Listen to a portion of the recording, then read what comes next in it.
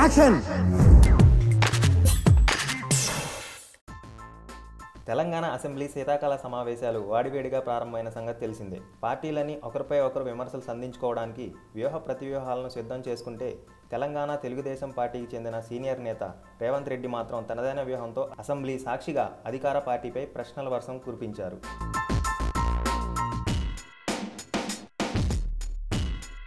Cinema నటులు అందరికీ ఆదర్శంగా ఉండాలని, కానీ కొందరు అలా ఉండటం లేదని నాగ్ను ఉద్దేశించి రేవంత్ రెడ్డి తీవ్ర వ్యాఖ్యలు చేశారు. అంతేకాకుండా నాగార్జునకు చెందిన ఎన్ కన్వెన్షన్ ఫంక్షన్ హాల్ కోసం ప్రభుత్వ భూములను ఆక్రమించుకోవడం జరిగిందని, ప్రభుత్వం ఇప్పటివరకు ఎటువంటి చర్యలు తీసుకోలేదని, ఏ శక్తులు అడ్డుపడుతున్నాయో చెప్పాలని కేసీఆర్ సర్కార్ను డిమాండ్ చేశారు.